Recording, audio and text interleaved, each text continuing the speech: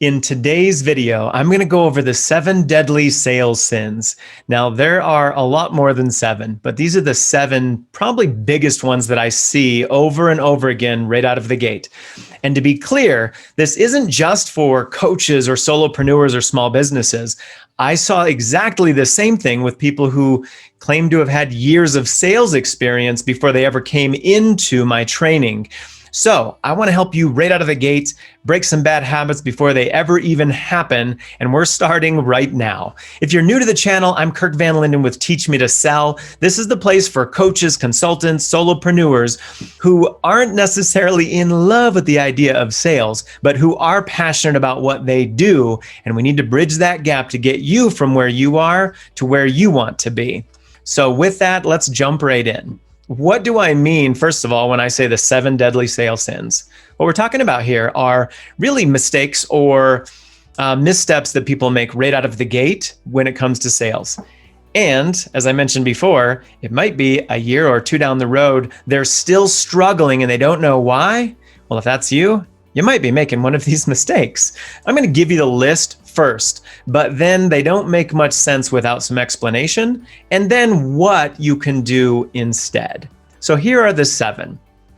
The 7 mistakes in no particular order are this. Number 1 deadly sales sin is winging it.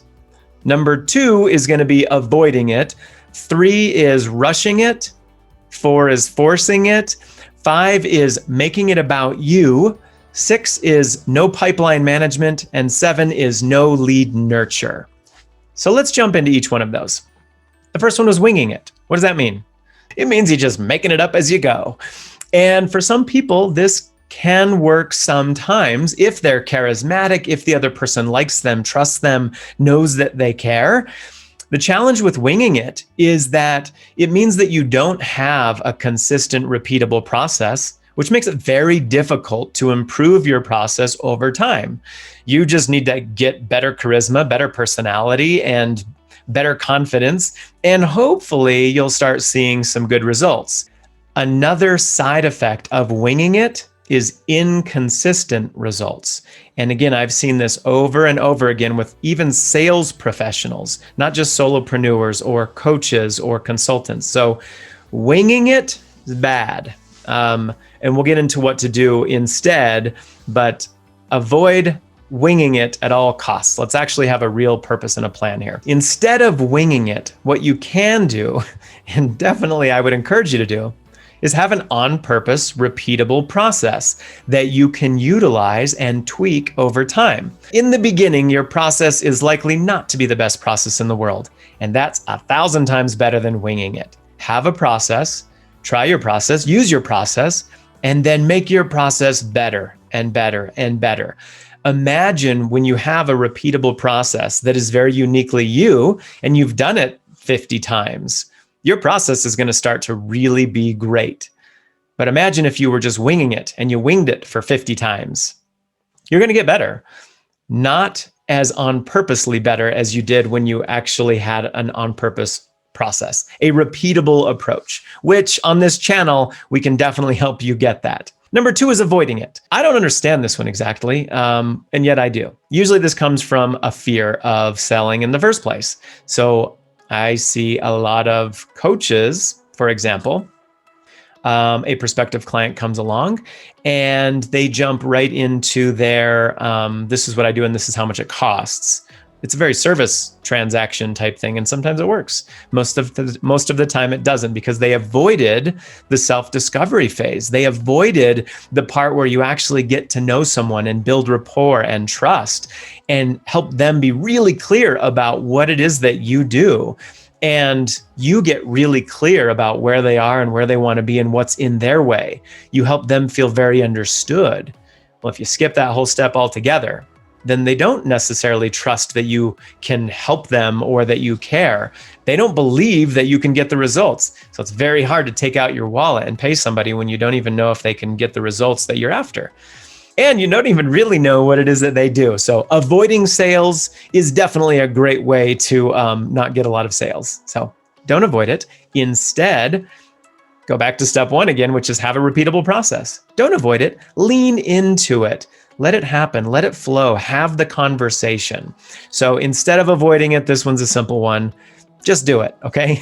Just do it, lean into it, and enjoy the process. The third one was rushing it. It stems from the same reason typically.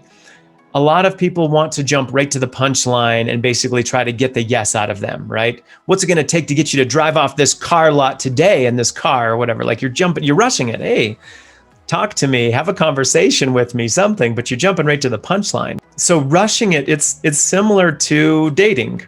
You might want to kiss that other person, but you probably shouldn't lead with that. Maybe introduce yourself first, get to know them a bit, find out what you have in common. And then at some point, if things click, you might get that kiss and you might not, but don't rush it. It's a lot more enjoyable for both of you if you let the process unfold. So again, trust your process. Have a process, utilize your process, and trust it. But don't rush it. Some people are a little slower and more kinesthetic in their decision making. Other people are very analytical. They want to get right to the meat of things, and so no BS, right to the approach. There might be two different paces, two different tones of the different personalities. You don't want to rush it. You want to match pace and tone to the other person's personality while being efficient in your approach. Fourth one, forcing it. Forcing it, think of that door-to-door salesman who is very aggressive. Now, they're not always aggressive, and I've mentioned this before. I have met some really amazing door-to-door salespeople. Their process is amazing. I usually end up quizzing them about their process, and we start having a coaching session because I love sales so much, and I let them know who I am and what I do and why I'm passionate about it. And I usually give them some kind of tip or feedback on my side of things, or some kind of a compliment on their approach to it. And then I turn them down nicely for not wanting whatever they're selling.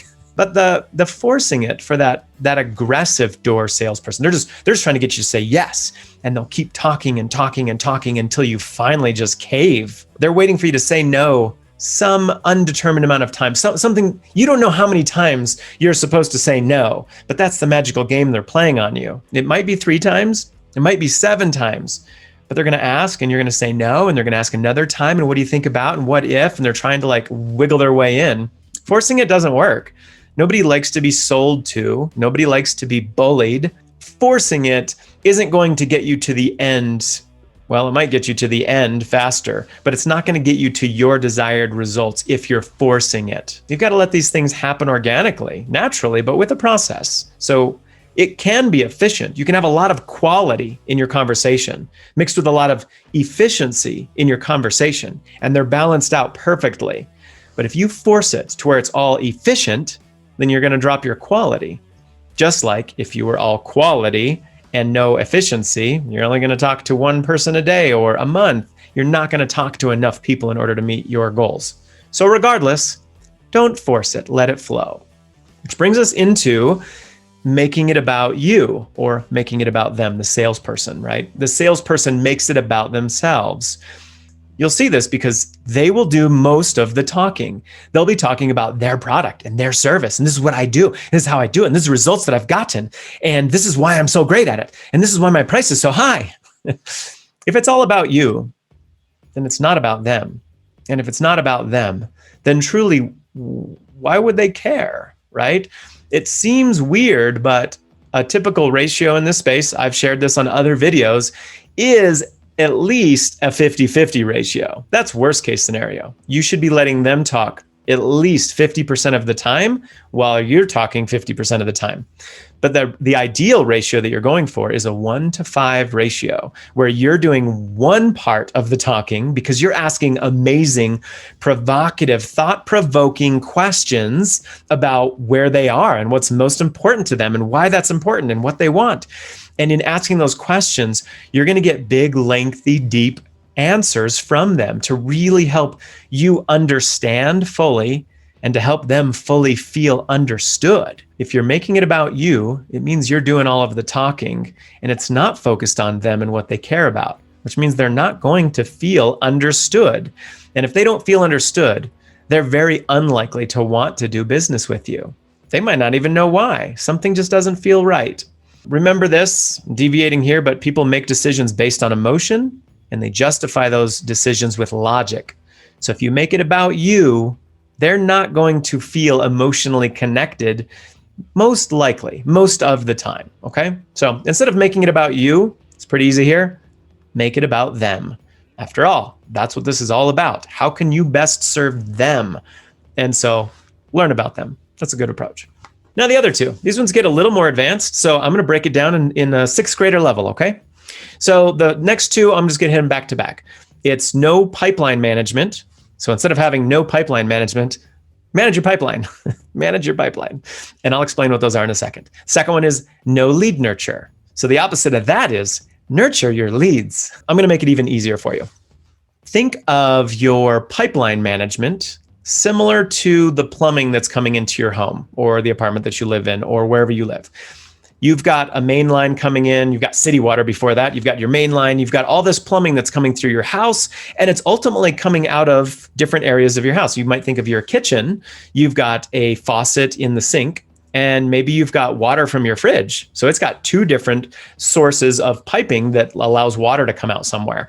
In your bathroom, if you have a full-sized bathroom, you might have a bathtub, water comes out of that faucet. You've got a sink, hopefully water comes out of that faucet. You've got a toilet.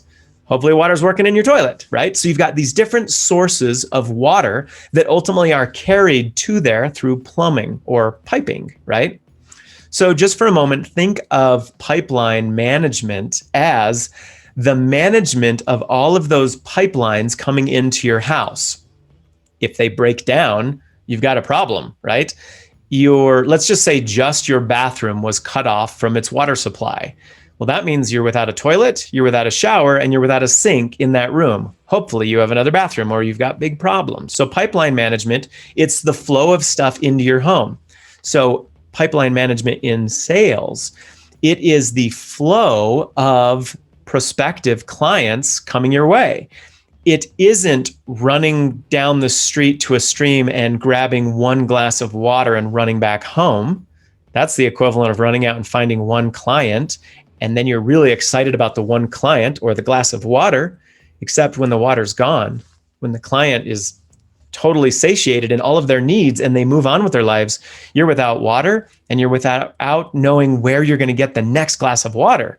So maybe you run back to that same stream, maybe it's dried up, maybe it's not.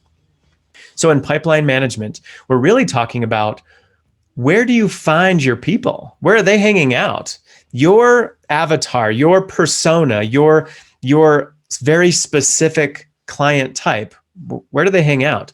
And how are they finding you? So how are you getting those clients to you? It might be your website. You might have a YouTube channel. You might have a blog that's out there. You might go physically networking, or maybe you're tied into some sort of an organization or something where you also can get additional prospective clients in that space.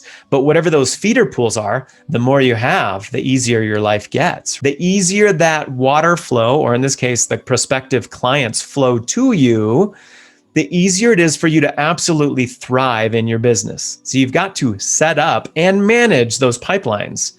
But now the other one was nurturing your leads. So in the same analogy of the plumbing, think of your leads as the water itself, okay?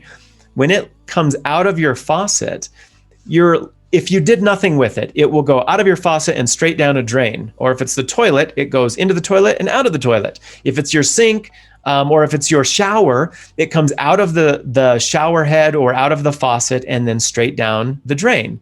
Unless you do something with it in between, right? How did you want to use that water? So in the shower, you probably wanted to get cleaned up.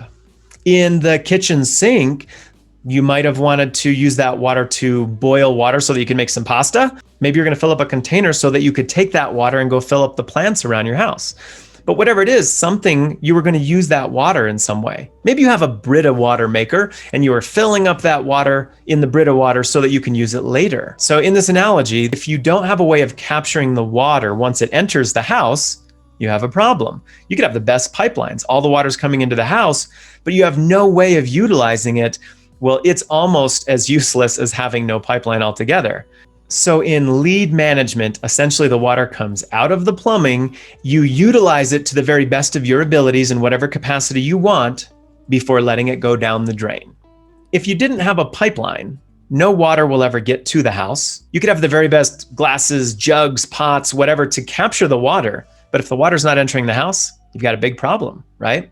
And you could have the very best plumbing or pipeline coming into your house so the water's coming out. But if you have no way to capture it, you don't own a bathtub, but you do have water coming out of the faucet. You don't own a sink, but you have a faucet blowing out onto your floor. Or outside, you've got, maybe you have a faucet, but you have no container or hose, no way to actually utilize the water, then you're just wasting it, which means you have a problem.